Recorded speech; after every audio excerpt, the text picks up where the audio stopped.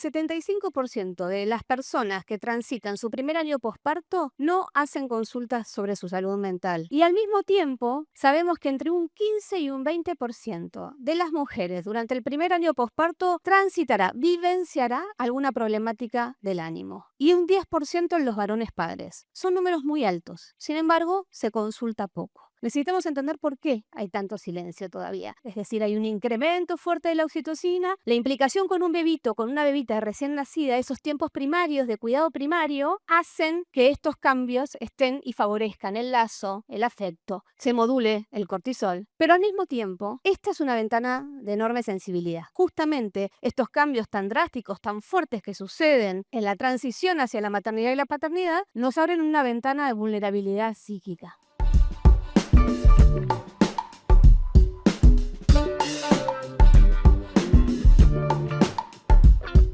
Bueno, buenos días, gracias. Es una alegría para mí estar hoy acá con ustedes. Les agradezco mucho también el interés por sumarse a esta charla. Mi nombre es María Agustina Capurro, soy psicóloga clínica y hace unos cuantos años ya dedico exclusivamente mi práctica a la salud mental perinatal y reproductiva. Es decir, que trabajo con personas y parejas en el tiempo del deseo, la búsqueda de un embarazo, durante la gestación, durante sus partos y principalmente durante sus pospartos. Quiero hacer algunas aclaraciones antes de que empecemos a transitar la charla. Por un lado, vamos a estar hablando de desafíos y cambios. ¿Cuándo? En la gestación, en la crianza y en el cuidado. Y hago este disclaimer porque, bueno, sabemos que configuraciones familiares hay muchas y muy diversas y que no hay una sola forma de habitar o de ser madre o padre, pero hoy específicamente yo cuando me escuchen hablar de mujeres madres voy a hacer referencia a las que gestaron, ¿sí? Porque voy a hacer referencia a algunos estudios y evidencias que en los últimos años tenemos muy fuertes sobre la correlación entre embarazo y vida anímica. Y por otro lado contarles que se van a encontrar con que algunos slides están ilustrados, graficados, representados con escenas de películas y series, ¿sí? Que desde algún lugar tocan esta temática. Con lo cual, si en algún momento las vieron, las quieren ver, las quieren volver a ver, seguramente después de haber transitado esta conversación hoy van a hacer resonancias en otros puntos. Así que sin mucho más, arrancamos. Preparé una pequeña hoja de ruta, pero simplemente para que sepamos por dónde vamos a ir y también hacer foco en el corazón de nuestra conversación, ¿no? Vamos a hablar de parentalidades y cambios, ¿sí? Y vamos a hablar un poco del concepto de parentalidad, de los aspectos neurohormonales, ¿sí? De los aspectos psicosociales, de la salud mental perinatal, que como les decía es el principal foco de nuestra charla, y el abordaje y el acompañamiento, es decir, bueno, nuestro rol ahí, nuestro rol como profesionales. Como verán, no voy a hablar de psicología perinatal. Voy a hablar de salud mental perinatal. Y esta distinción también me parece importante. Es decir, que todo lo que rodea al nacimiento, o sea, la perinatalidad, no es solamente psi, sino que es un entramado que necesitamos iluminar. Y para eso arranqué por acá, ¿no? Arranqué por ChatGPT. Y le hice una pregunta. Regálame, chat, regálame la escena lo más realista posible de cómo se ve una maternidad o una paternidad reciente. ¿Cómo se representa? Bueno, yo me armé en mi cabeza una idea de lo que el chat me podía devolver. Pensé, bueno, el chat, si hay alguien que está actualizado hoy, si hay alguien que tiene input fuerte, es el chat. Sin embargo, me encontré con esto, ¿no? Bueno, una mamá, un papá, juntos. O sea, escena heteronormada, un bebito, una bebita dormida, cuarto iluminado, la mamá peinada, papá afeitadito, calma, armonía.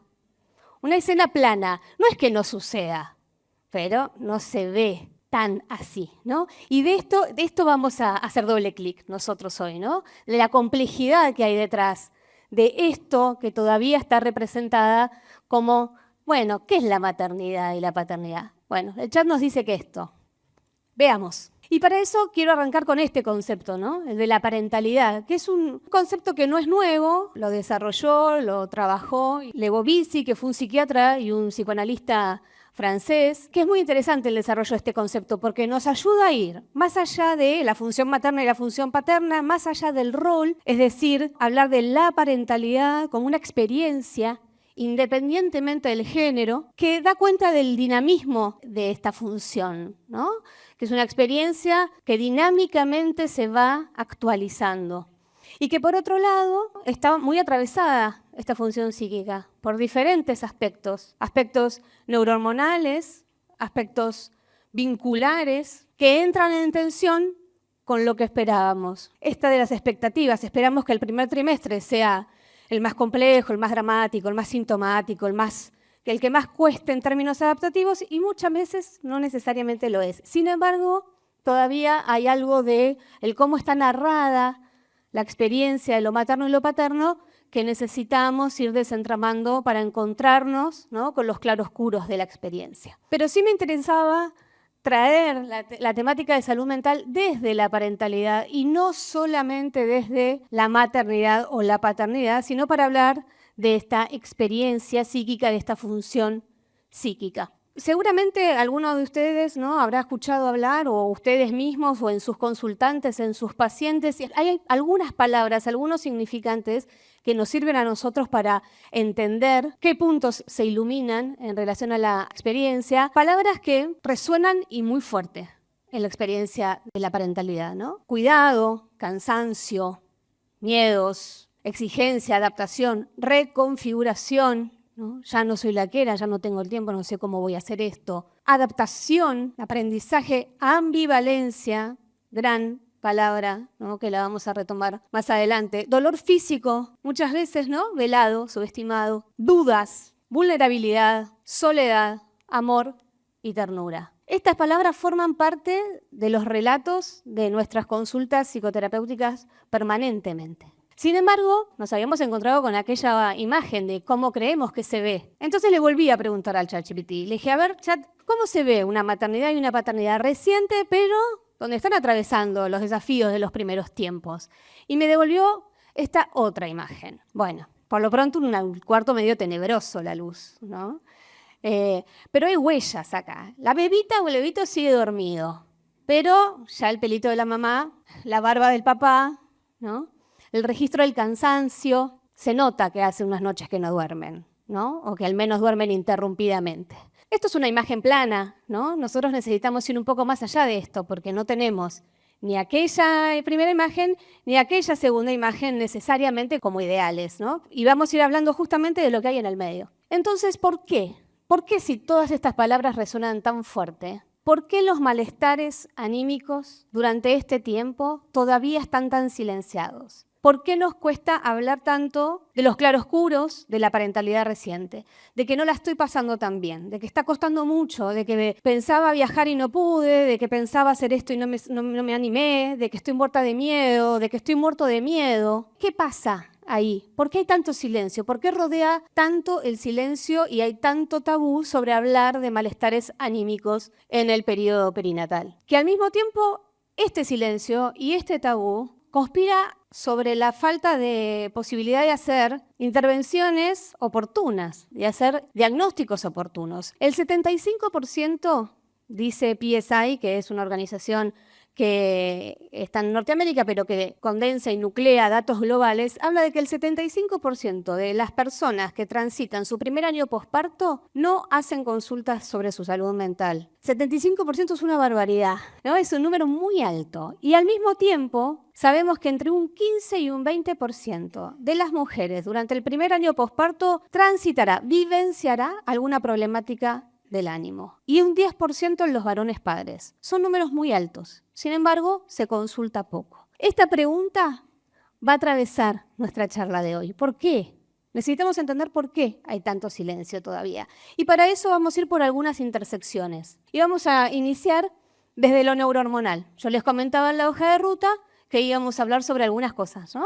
Sobre algunos aspectos que se superponen. Lo neurohormonal es una información súper importante para nosotros, profesionales psi, ¿no? Y cuando hablo de lo neurohormonal, hablo de los cambios cerebrales. Las evidencias de los últimos tiempos, y cito ahí a Susana Carmona, que es una neuropsicóloga catalana, que junto con su equipo viene desarrollando muchos estudios en relación a cambios morfológicos en el cerebro de las mujeres y ahora también de los varones padres, y nos brinda una información que para mí es clave, principalmente porque nos habla de que nos encontramos con cambios, ¿sí?, en términos hormonales que conspiran a favor del vínculo, del lazo, del afecto. Es decir, hay un incremento fuerte de la oxitocina, hay una baja en la testosterona, que en las mujeres gestantes esto se da de forma drástica, ¿sí?, de forma muy rápida, por justamente la experiencia biológica de gestar, pero que lo interesante, y creo ahí para mí hay un punto que necesitamos subrayar, que es que tanto en cualquier persona que ejerza el rol de cuidado,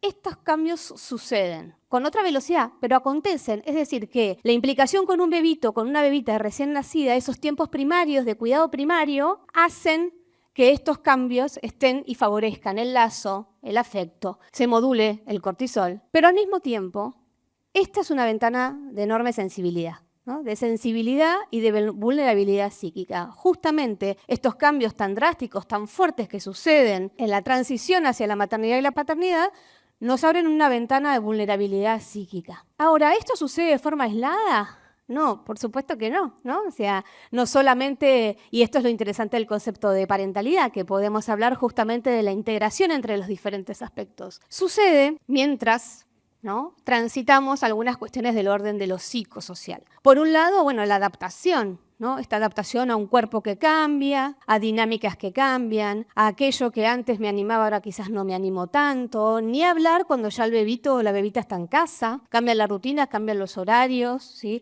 la enorme responsabilidad que se transita y se vivencia ahí. Pero esa transición y esa adaptación sucede en un entramado, ¿no?, de mandatos, de exigencias, de narrativas, de mensajes. Podría ser una charla en sí misma. Para mí fue un desafío elegir solo 3 para acotar qué aspectos son los que principalmente escuchamos en los encuadres psicoterapéuticos cuando tenemos a una mujer mamá reciente o a un varón papá reciente con algún desafío o alguna problemática de salud mental, ¿no? ¿Qué escuchamos?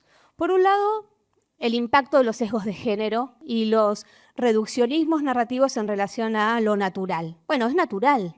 Suponemos que gestar, parir, amamantar es natural. Acá, ¿no?, tenemos algo fuerte para deconstruir. Sobre todo es un discurso que atraviesa más a lo femenino, ¿no?, como las mujeres portamos este saber biológico, el instinto materno del que escuchamos tantas veces hablar. Bueno, este es un punto que impacta fuerte, que genera mucho malestar, porque se supone que lo tengo que saber hacer, que hay algo en mí que debería despertarse ese instinto cuando me encuentro con los primeros desafíos y esa vivencia ya no se transita como tan orgánica, se genera, bueno, la culpa, el malestar, ¿no?, la sensación de ineficacia, no estar haciéndolo bien, ¿qué hago acá? Me equivoqué, a mí me parecía que quería esto, pero no estoy tan segura de querer esto, ¿no?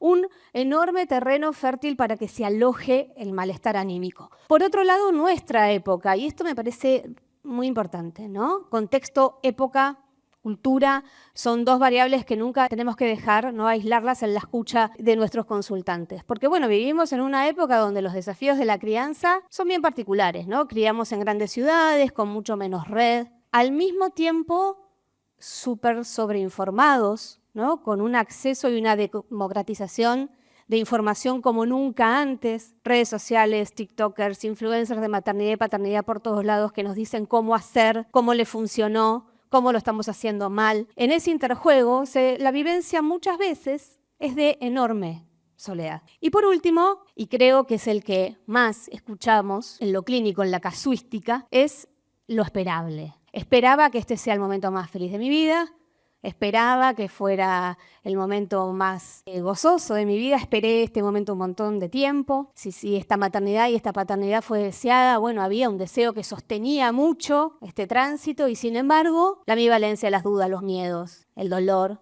también forman parte del relato. Entonces tenemos acá esta culpa, más estos sentimientos de ineficacia, una capita adicional de vulnerabilidad psíquica, ¿sí?, a lo que veníamos nombrando en relación a lo neurohormonal. Entonces, ¿cuál es el lugar de la salud mental acá, ¿no? Hablamos de los aspectos neurohormonales, hablamos de los aspectos psicosociales. ¿Cómo se entrama la salud mental aquí? Y esto, voy a hacer un recorrido que voy a intentar ir desde lo más esperable hacia lo que probablemente necesite de más acompañamiento y apoyatura profesional. La bibliografía habla, desde la década del 90 vienen conceptualizando que durante las primeras 4 semanas posparto es esperable que haya manifestaciones anímicas, ¿sí? ¿Por qué? Principalmente en las mujeres que gestaron, porque había todo un sistema neuroendocrino puesto al servicio de que el embarazo llegue a término, se sostenga, y que con la salida del bebé y principalmente con la salida de la placenta hay una caída drástica, un movimiento hormonal drástico. Ese movimiento hormonal drástico trae consecuencias en términos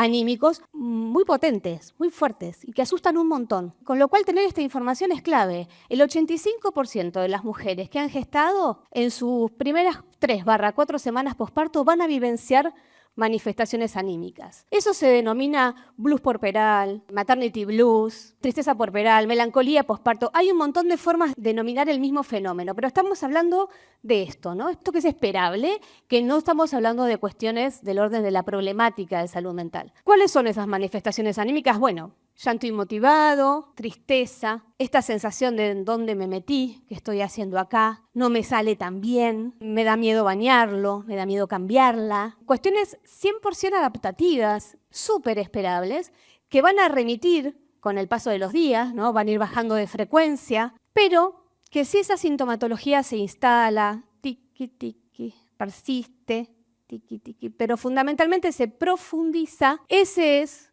un momento para la intervención. Ese es un momento para hacer una consulta con un profesional de la salud mental perinatal. Fundamentalmente porque probablemente lo que empiece ahí es dificultades para vincularse con ese bebé. Arranque una conducta más robotizada. Esperable.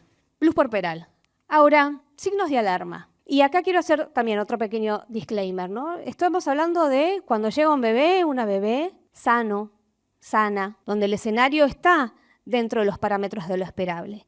Hay algo de estos signos de alarma que necesitan un abordaje distinto, específico, cuando nos encontramos con otros escenarios que no son menos probables, pero que necesitan ahí una mirada diferente, que tienen que ver con, bueno, un bebé con un diagnóstico, un bebé prematuro, un bebé que transita la unidad de cuidados intensivos neonatales, ¿sí? Una gestación, un nacimiento, un posparto después de pérdidas gestacionales o de interrupciones gestacionales, ¿sí? Ahí tenemos una ventana de sensibilidad mayor. Estos signos de alarma también son diferentes si las personas transitaron en otros momentos de su ciclo vital alguna problemática de salud mental. La prevalencia sube. Entonces, cuando hablamos de signos de alarma, ¿a qué tenemos que estar atentos? Tristeza persistente, nada que ustedes no conozcan, ¿no? Pero que en este periodo tienen otras características y ahora vamos a ver por qué. Insomnio prolongado, estos sentimientos abrumadores, irritabilidad, aislamiento social, no quiero ver a nadie, no quiero que nadie venga a mi casa, no quiero recibir visitas, no quiero que nadie toque al bebé. Dificultad para vincularse con el bebé, esto que decía, ¿no? Una mamá que a veces pasa 8 horas sola con su bebé en un departamento, llega el otro cuidador o cuidadora y el bebé, nadie le cambió el pañal, es un bebé que está hace un rato largo llorando, pensamientos suicidas. Estos son nuestros principales signos de alarma.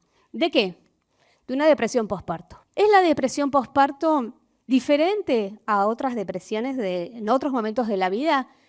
No y sí. Por un lado, no, porque en los manuales diagnósticos no vamos a encontrar depresión posparto como categoría y como descripción per se, pero no se aleja tanto en términos de expresión. Pero sí lo que cambia es la etiopatogenia, ¿no? Sabemos que los factores que se entrecruzan para el desarrollo de una depresión son muchos y en el caso de la depresión posparto tienen una especificidad. Por un lado, los cambios neurohormonales de los que hablamos, o sea, una mayor sensibilidad neurohormonal. Y por otro lado, porque cambió el factor ambiental. Hay un bebé, una bebé de la que hay que hacerse cargo 24 horas, 7 días a la semana, que depende de esta mamá, este papá, esta pareja parental para su sobrevida. Es un factor ambiental determinante. Ahora, ¿todo es depresión posparto en el periodo perinatal? No, no todo es depresión posparto.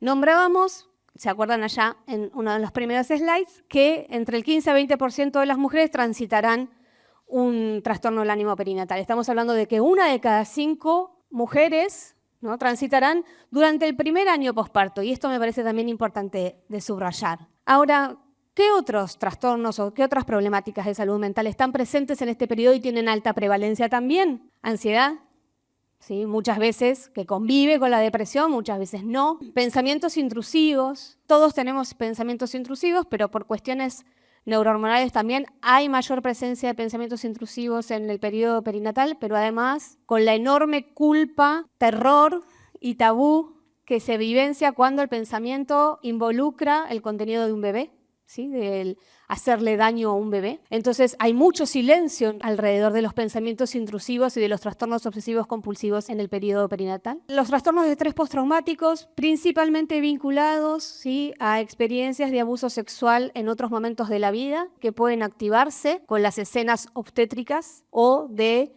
relacionamiento con el bebé, por ejemplo, en la lactancia, y al mismo tiempo las cuestiones de violencia obstétrica, maltrato, destrato del sistema médico, muchas veces causan efectos, se desarrollan trastornos de estrés postraumático. Por último, ¿sí?, en una mucho más baja prevalencia, estamos hablando de un caso por 1000, ¿sí?, pero es importante nombrarlo porque sucede, la psicosis puerperal, es decir, la urgencia en salud mental, una desorganización grave. ¿Qué pasa en las paternidades? ¿No? Habíamos nombrado que 1 de cada 10, también durante el primer año posparto. ¿Qué trastornos del ánimo? Estamos hablando de los mismos trastornos del ánimo, pero lo que la bibliografía nos ayuda es con la descripción y la casuística también. Es probable que los varones que transitan depresión posparto expresen, sintomatológicamente hablando, de una manera diferente. Entonces encontramos mayor prevalencia de consumos problemáticos de sustancias, mayor predisposición a accidentes de tránsito, mayores conductas violentas, incluida la violencia de género, problemáticas más ligadas a la acción, ¿sí?, al acto, que muchas veces conviven con trastornos de ansiedad y otras veces, bueno, es un debut en un trastorno del espectro bipolar. Parejas que han acompañado a mujeres en partos traumáticos, también hay incidencia en el desarrollo de trastornos de estrés postraumático. Y por último, la psicosis. Entonces, estamos hablando de que muchas veces cuando recibimos una consulta de uno de los miembros de la pareja parental, si atendemos o recibimos una pareja, no siempre la parentalidad es en pareja, pero si estamos hablando de una pareja, independientemente de la configuración de esa pareja, cuando escuchamos a uno con problemáticas de salud mental, necesitamos hacer cribado e indagar sobre su compañero o compañera, porque probablemente, ¿sí?, y de manifestaciones diferentes, el bioma, el campo emocional compartido haga que manifestaciones anímicas convivan. Entonces, ¿qué hacemos nosotros, ¿no?, con nuestro abordaje, con nuestro posicionamiento profesional, ¿no?, en este campo? Estamos nombrando de que las problemáticas de salud mental son la complicación número 1 posparto.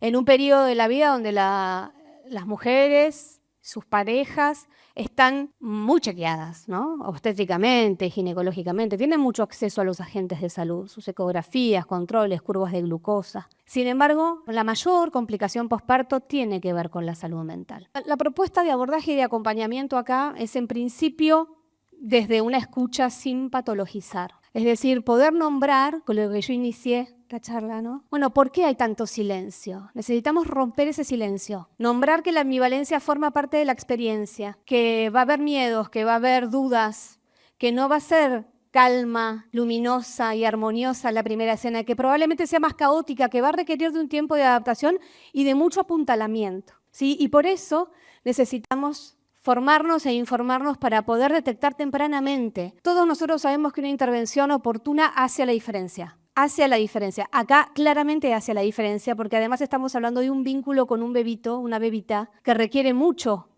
acompañamiento y sostén. Por otro lado, una apuesta fuerte al abordaje interdisciplinario. Necesitamos trabajar en red con los otros agentes de salud perinatal, no solo de salud mental, de salud perinatal. Estar en vínculo con los obstetras, estar en vínculo con las puericultoras, que posiblemente sean los que primero detecten algo de este orden. La pediatra, que haga alguna pregunta, que observe alguna conducta, ¿sí?, que pueda hacer lectura de este mamá o de este papá. La ética del cuidado, ¿sí?, nuestro posicionamiento ético del cuidado. Propiciar espacios cuidados y cuidadosos, que habiliten, que no idealicen, que no juzguen, que respeten la singularidad de esa familia, las decisiones de esa familia. Por tanto, estamos hablando acá de escuchar, de habilitar, de cuidar para poder intervenir. Estábamos nombrando de que hay mucho tabú, hay mucho silencio, es difícil nombrar que tengo pensamientos intrusivos, es difícil nombrar que no me siento plena, que este no es el momento más feliz de mi vida, que no estoy transitando una dulce espera. Por lo tanto, desde la escucha, la habilitación y el cuidado vamos a poder